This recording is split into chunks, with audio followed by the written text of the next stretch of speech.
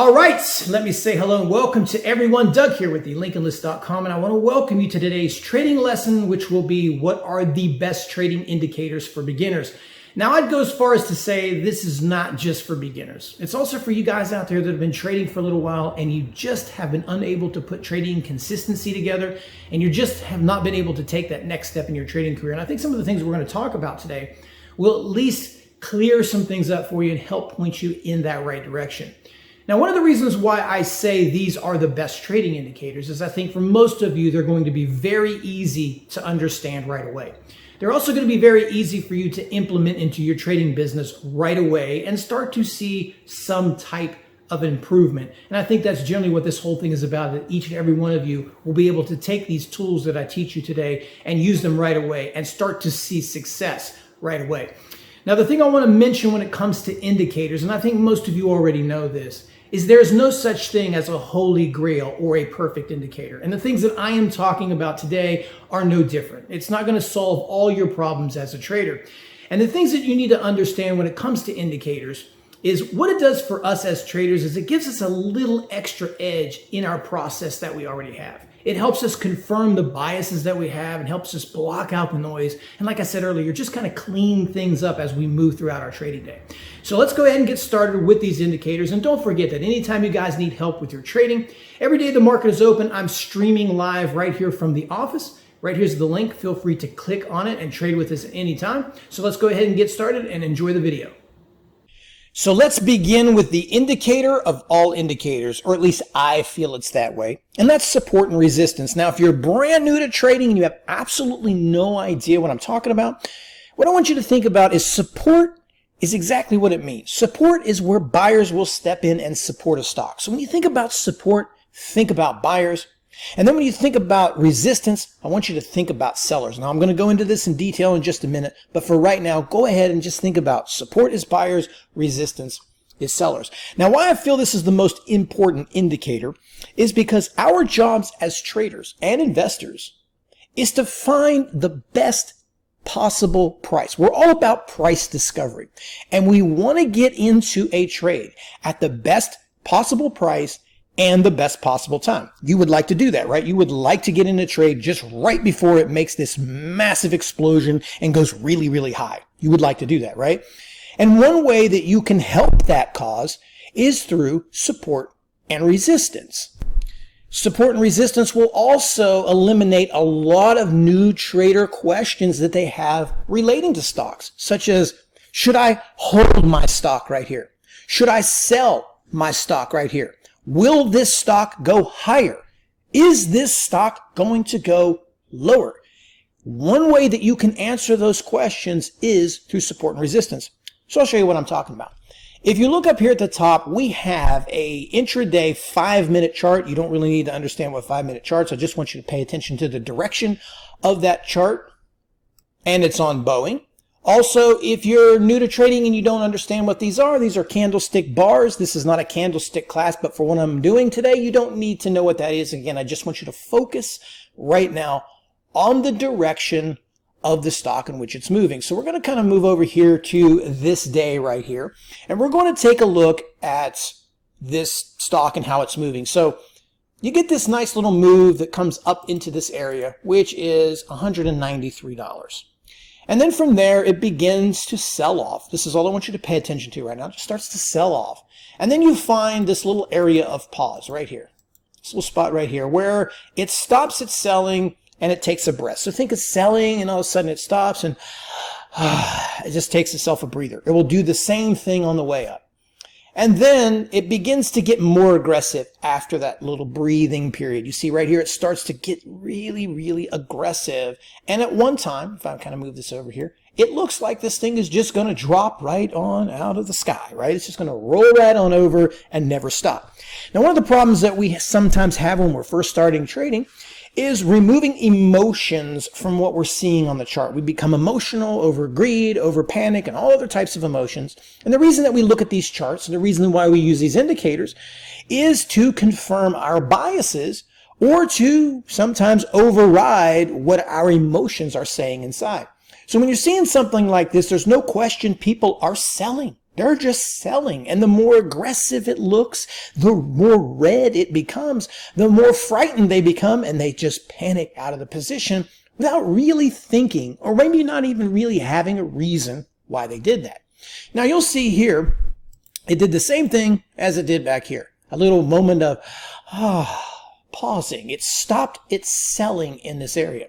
Now you may ask, why is this area? And one thing I always want you to know is that the stocks never really move in randoms. They always move from one level to the next level. In most cases, not 100% of the time, but in most cases, stocks just don't make random moves. They'll go from one number to the next number, from one support level to a resistance level, from a resistance level back to support level. That's why we use that. So you're going to look at this area, and we're going to say it's $181 to $182 per share right here. Now, if you want to know why would that have stopped right there? Well, your answer is in the day before, where you had this area right here, where that became a time of support. You had that in this area right here. And so basically, within this time frame, in this spot, it traded and was supported buyers in that area.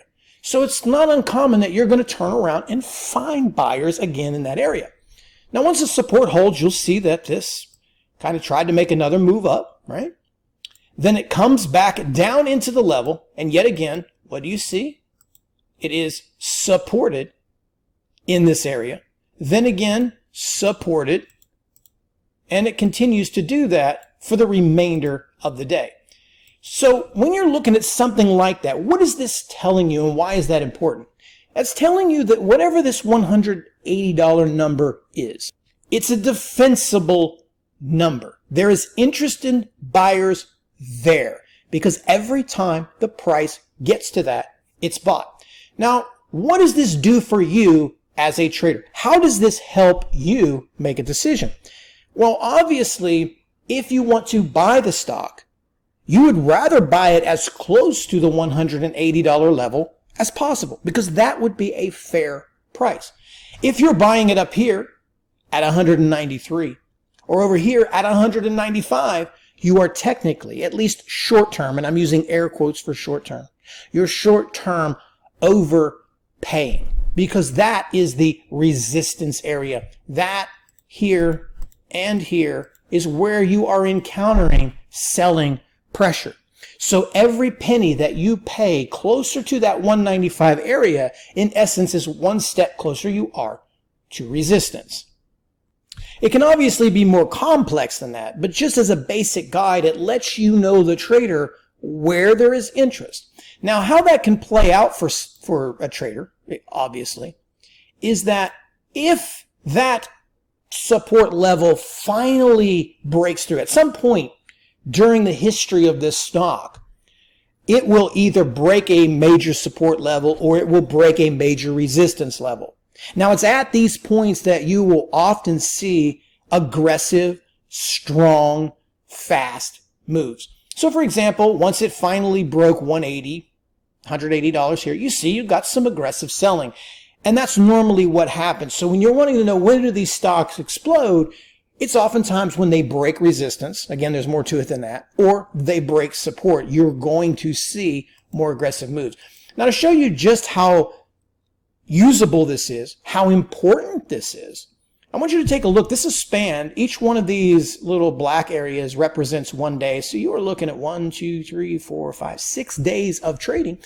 If I were to just go back through here, right here at this 180 level, and let's say I just put a nice little line there for you, right? Look how many times this thing, it's called a magnet. Each time it magnetized itself to that level. And it wasn't until later on was it finally able to break down. So you can see that every single time the stock got into 180, it was bought. And I'm sure you can put 2 and 2 together here and just think real quickly, how could you make money? You could have bought it every single time it touched 180 and sold it on every spike it had. It was simple as that. You didn't need to be any more creative, any more fancy. It was right there. But it shows you how important these numbers are, and you can see a larger picture how that's defended. And that's what makes support and resistance so valuable. Now, obviously, there's more to it. For the sake of time, I'm going to post the link on the screen for any of you out there that want to learn a little bit more in detail. I have a 30-minute video posted here on YouTube that talks about support and resistance in detail with live examples. I'm going to post that link on there so you can spend some more time looking at that if you want to. Number 2 is VWEB, which stands for Volume Weighted Average Price. Now what that is, it's a trading benchmark that's used by traders that gives an average price of the security that's traded throughout the day based on both volume and price, and is important because it provides traders with an insight to both the trend and the value of the security. But I don't need you to remember that.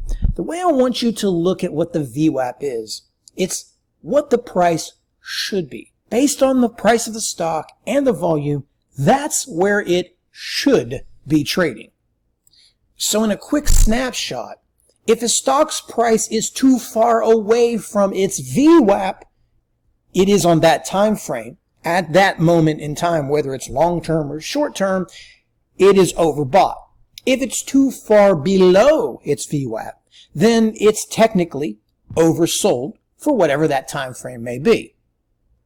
Also, other traders, I don't personally, but I do know it's a very popular and effective tactic as well. But many traders will use the VWAP right here as a gauge that anytime a stock is trading above that, it's in essence a bullish stock for that moment. And anytime that it's trading below that, it could be considered bearish. But where I find this to be the most effective is not only is that where the price should be, the thing about the VWAP is I want you to think of it's like the long lost lover of the stock itself. No matter how far they separate, at some point they will connect in the future. So when you're looking at a stock here like Apple over the span of a couple of days here, you'll see at this period of time, the stock begins to rally, let's say, just starts to shoot up and take off, and it's just going green and green and green. But you'll look that at this point, it starts to get a little bit of distance between itself and the VWAP. Now, two things will happen in this case. Either the stock itself will trade sideways, also known as consolidation, or just rest, like support and resistance. It will rest up there, and the VWAP will catch up with it, or the stock will be sold back down to the VWAP. And in this case, that's what happened. The stock sells back down into its VWAP right here. And then it uses that as a support device as well. And it's a little bit later on in the day where it finally loses that. And you'll see that once it gets below that, it struggles to find buyers. It struggles to gain any upward momentum. So the thing about the VWAP is it's a judge of where a stock should be trading. And at some point, they will most likely connect. Just as up here, you have a stretch away from the VWAP, and then eventually it reconnects with it later. Now, how this helps you make a decision is if you're just simply looking at a chart like this and a stock that's going up, I know that the internal DNA human reaction of fear of missing out takes place, and you want to be a part of that rally. You don't want to miss it. And we kind of often find ourselves chasing these stocks, right? If it starts to move too far away, chances are you shouldn't buy it because it's probably going to slow down or it's going to sell off and come back to the VWAP. In most cases, it's not 100%, but in most cases, that's probably what you're going to see. If your stock is trading below the VWAP and you're somebody who likes to short sell, that's somebody who likes to profit on short stocks as they go lower, then you wouldn't want to do that. That would also be too far away. The chances are it's going to bounce. Now, if you like those bounces, such an example over here, once this distance got too far away from the VWAP right here, what happened? The stock bounced. Once it got too far above the VWAP, the stock sold off. So you can see it's just a simple little indicator that can help you distinguish how much am I paying? Am I in the right spot on the chart? Do I have the proper risk versus reward? Now, there's a ton of other things you can do with this, such as using it as a stop loss, combining this with the support and resistance to use it as a support, as a bounce play, as a short play. There's a whole bunch of different variations.